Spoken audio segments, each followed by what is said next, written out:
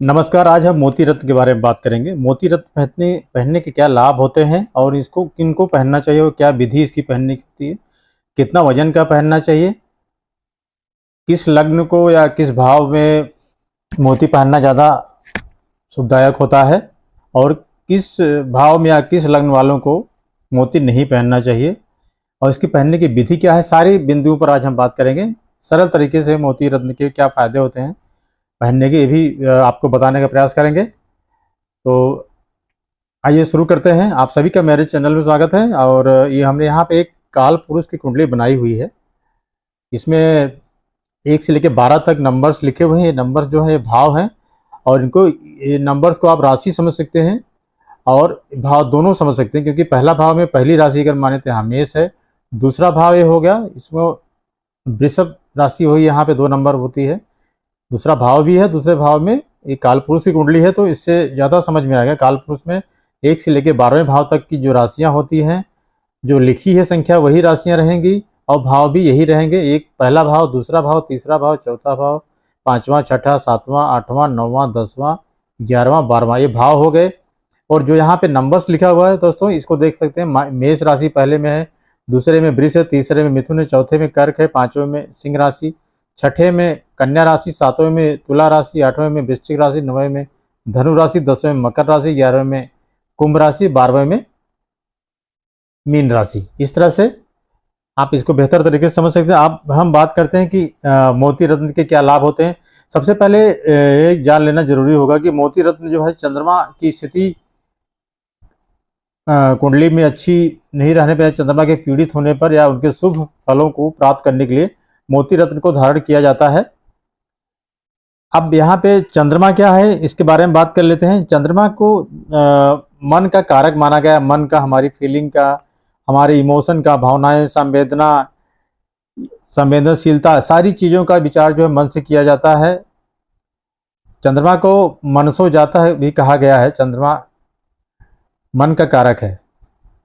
चंद्रमा मन जो होता है, चूंकि चंद्रमा एक छोटा ग्रह माना जाता है और ये सूर्य से नज़दीक हैं, पृथ्वी से भी बहुत नज़दीक हैं, सूर्य से भी इनकी दूरी जो है नज़दीक कर सकते हैं। तो इसका प्रभाव हमारे मन मस्तिष्क पर बहुत ज़्यादा पड़ता है, क्योंकि पृथ्वी से नज़दीक होने की वजह से चंद्रमा ज़्यादा प्रभाव डालती है। इसलिए जो है किसी भी कुंडली में अगर 100% को एक यूनिट माने तो 35% जो है चंद्रमा का इम्पैक्ट होता है। और चंद्रमा अगर कुंडली में अच्छा नहीं है, पीड़ित है किसी वजह से, तब निश्चित तौर से कहा जा सकता है कि व्यक्ति जो होता है अपने पूरे प्रयास नहीं कर पाता और उसको जीवन में कहीं ना कहीं दुख का जीवन उसको व्यतीत करना पड़ता है। इसलिए कि मन ही जब अशांत रहेगा तो आपको न सुख न समझ में आएगा, ना समृद्धि, ना ऐश्वर्य, सारी चीज़ें आपके लिए वृथा हैं जब मन अशांत आपका है। तो मन को शांत करने के लिए या मन को शुभ परिणाम उसका कैसे मिले, इसलिए मोती रत्न का धारण किया जाता है। मोती रत्न के बारे में अगर हम बात करें, मोती रत्न जो होता है हमारे अंदर जो शुचिता, सौम्यता, ग्रेस को प्रदर्शित करता है। यह एक कोल्ड रत्न होता है। इसकी तासीर जो है ठंडी होती है। इसके उपरत्न जो होते हैं, मून स्टोन कह सकते हैं। अगर मोती किसी वजह से नहीं अवेलेबल है, महंगा है या अन्य कारणों से, तो इसके मून के जो उपरत्न है वो भी धारण किया जा सकता है। उनके भी लाभ होते हैं। मून स्टोन हो गया, हाथी दांत हो गया और सफ़ेद मूंगा हो गया। ये मुख्य रूप से इसके मोती के जो है उपरत्न होते हैं। अब इसमें ये देखना चाहिए किन को पहनना चाहिए। तो सबसे पहले जो कुछ प्रोफेशंस हैं, इसमें 2 तरीके से हम बात करेंगे। एक तो डिजीजेज के लिए इसका बहुत अच्छा रिजल्ट मिलता है। अगर किसी भी तरह से शरीर में रोग है या मानसिक या शारीरिक विकार किसी वजह से हैं, मोती पहनने के उसके बहुत सारे फायदे होते हैं। उसके अलावा कुछ ऐसे भी प्रोफेशन होते हैं जहाँ पे अगर आप मोती पहनते हैं तो आपको बहुत लाभ मिलेगा और उसमें आप उन्नति करेंगे और आगे बढ़ेंगे। जो जैसे, क्योंकि चंद्रमा जो होता है जल का कारक होता है, तरल पदार्थ का कारक होता है। जल हो या दूध, जो भी तरल पदार्थ होते हैं, ये वाटरी प्लानट, इसको वाटरी प्लानट जो है चंद्रमा होता है, उसके लिए मोती की उत्पत्ति भी जो है समुद्र में होती है। तो कहीं ना कहीं मोती का चंद्रमा या जल से बहुत गहरा संबंध है। तो नेविगेशन फील्ड में हो गए, जैसे समुद्री जो मैरीन में हो गए, नेवी में जो लोग होते हैं या मैरीन में मर्चेंट नेवी हो गई, या जो लोग आयात निर्यात का जो है व्यापार करते हैं, क्योंकि या नमक का व्यापार करते हैं, डेयरी से संबंधित जो भी व्यापार करते हैं लोग, शीशे का व्यापार करते हैं, इस तरह से बहुत सारे प्रोफेशन हैं जो कहीं ना कहीं जिनको अगर आप उसमें वृद्धि आप चाहते हो, उसमें डेवलपमेंट या उसमें आपको और ज़्यादा उन्नति चाहिए तो मोती वहाँ पहना जा सकता है। उसके अलावा चंद्रमा चूंकि मन का कारक होता है, तो मन को मजबूत करने के लिए भी इसका उपयोग किया जाता है। चंद्रमा जो होता है एक कोल्ड वेव को इमिट करता है, मतलब ये ऑरेंज कलर की जो ठंडी किरणें होती उनको निकालता है, इसलिए जो है ये जो भी स्ट्रोक्स हैं, मेंटल टेंशन है, डिप्रेशन है, स्ट्रेस है, फ्रस्ट्रेशन है, किसी भी तरह का मानसिक जो है कष्ट होता है, ब्लड का जो है प्रेशर, ब्लड प्रेशर को भी, क्योंकि ये लिक्विड का कारक होता है, ब्लड प्रेशर को भी कंट्रोल करता है, सन स्ट्रोक को भी कंट्रोल करता है। ये सब चीज़ें, इस तरह के डिजीजेज जो होते हैं वो मोती उनमें क्योर करने में सहायता करता है। मोती कोल्ड जो फीवर होता है उसको भी कंट्रोल करने में सहायता करता है, खांसी में भी सहायता करता है, और फीमेल में देखा जाए तो हिस्टीरिया, ड्रॉप्सी, जो भी इस तरह के रोग होते हैं उनको कंट्रोल करता है। और ऐसा मोती जो है ऐसी स्थितियों में पहनना बहुत ही लाभप्रद होता है। ये हमारे मन को शांति प्रदान करता है, और शांति अगर मन में रहेगी तो हम अच्छे तरीके से अपने लक्ष्य की तरफ अग्रसर होंगे। उसके अलावा बहुत सी कुंडलियों में आपने देखा होगा कि केंद्रुम योग होता है। केंद्रुम योग दोस्तों, अगर चंद्रमा के दोनों तरफ कोई ग्रह नहीं, जैसे यहाँ मान लेते हैं यहाँ पे चंद्रमा है, यहाँ पे कोई ग्रह नहीं, यहाँ पे कोई ग्रह नहीं है, तब चंद्रमा अकेले हैं, तो ऐसे में चंद्रमा स्ट्रेस्ड फील करते हैं, मतलब कि वो पीड़ित महसूस करते हैं।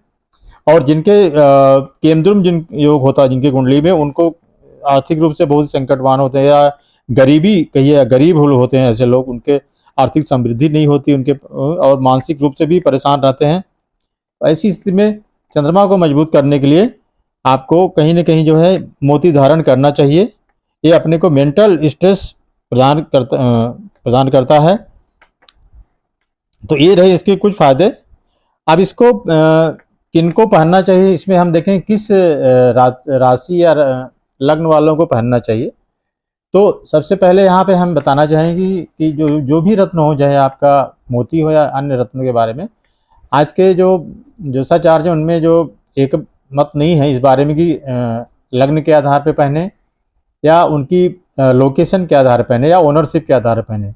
जनरली इसमें अधिकतर ज्योतिर्विदों और पर्सनल भी हमने देखा है, जो प्रभाव में या जो विचार में या संज्ञान में आया है कि कुछ लग्न हैं जो बहुत अच्छा फल जिनमें मोती का मिलता है, जैसे कर्क लग्न हो गया, ये 4 नंबर है, अगर यहाँ पे इसको रखेंगे तो कर्क लग्न हो जाएगा। कर्क लग्न हो गया, वृश्चिक लग्न 8 नंबर, मीन लग्न 12 नंबर और तुला लग्न। इन 4 लग्नों में अगर मोती आप पहनते हैं, अगर चंद्रमा की स्थिति उसमें अच्छी स्थिति में चंद्रमा की प्लेसमेंट है, तब आप मोती पहन सकते हैं। और चंद्रमा अगर आपका पीड़ित है, चंद्रमा पीड़ित कैसे होगा, ज्योतिषीय रूप से चार्ट में कैसे देखें, इस बारे में एक तो हमने केंद्रुम योग का बता दिया। उसके अलावा चंद्रमा अगर किसी भी तरीके से सूर्य से बहुत नजदीक हैं तो अस्त माने जाएंगे।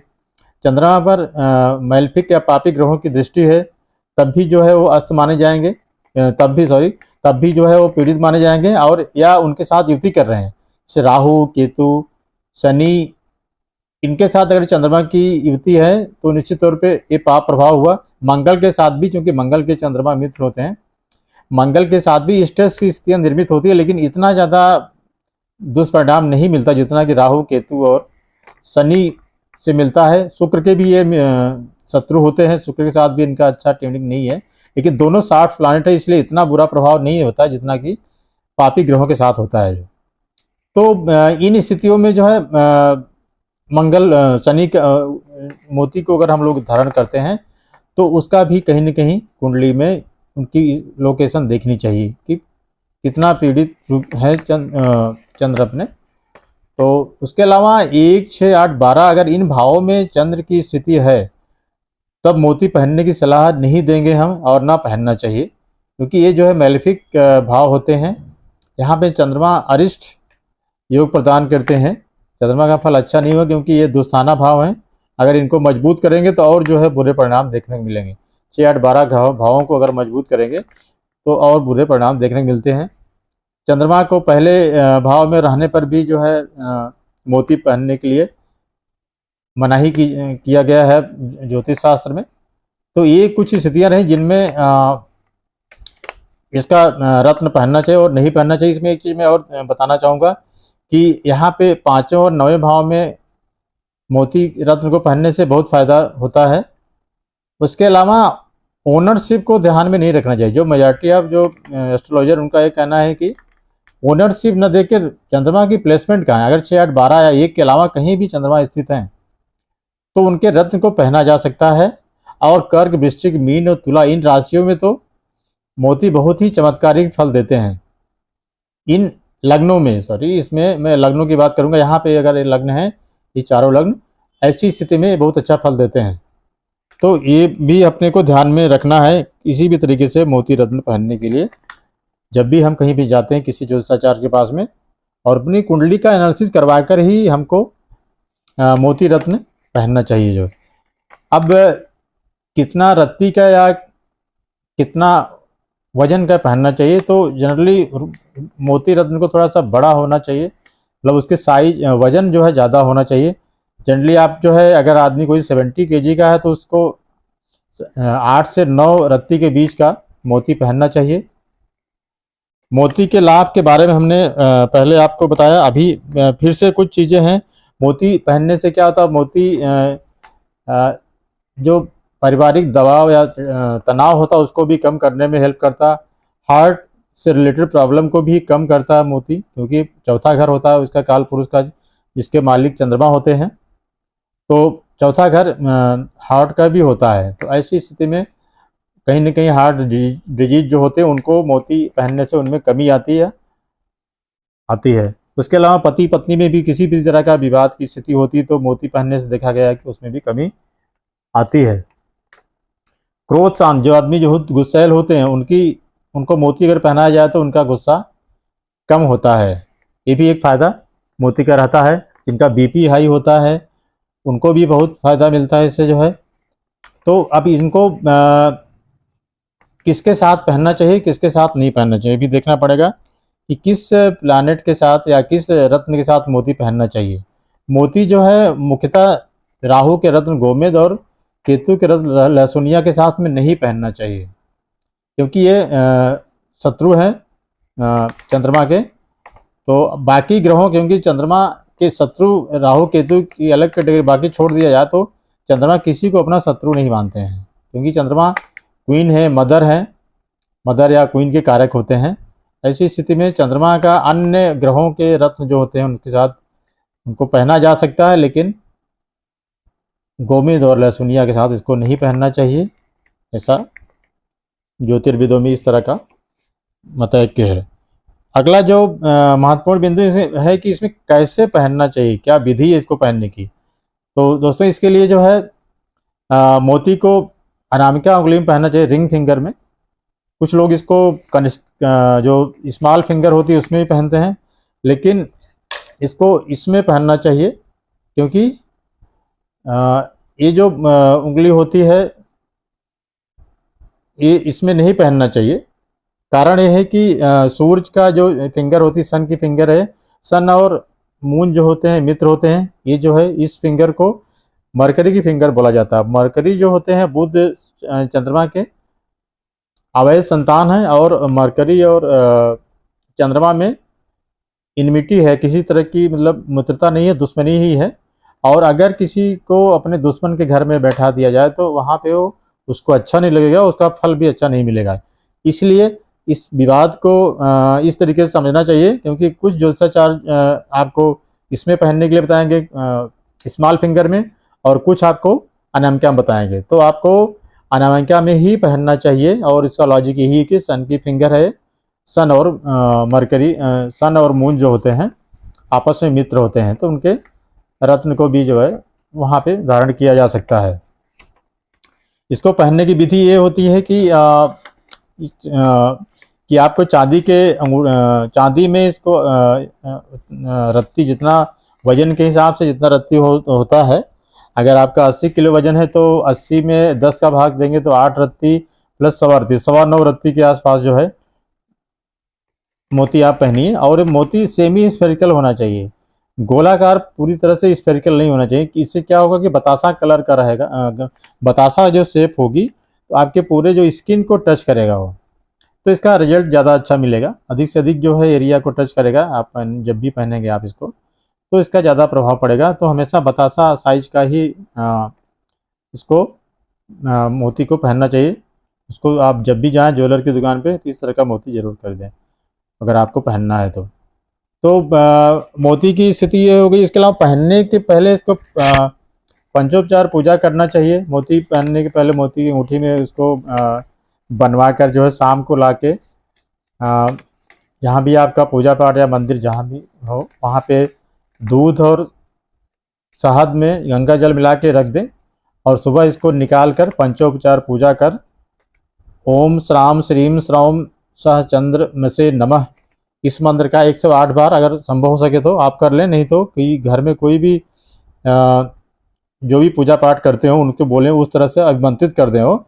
उसके बाद इसको सोमवार के दिन पहनना चाहिए। सोमवार के दिन जो है चंद्रमा के जो नक्षत्र होते हैं, कौन से नक्षत्र होते हैं, हस्त होता है, श्रवण होता है और रोहिणी होता है, इन नक्षत्रों में ही पहनना चाहिए।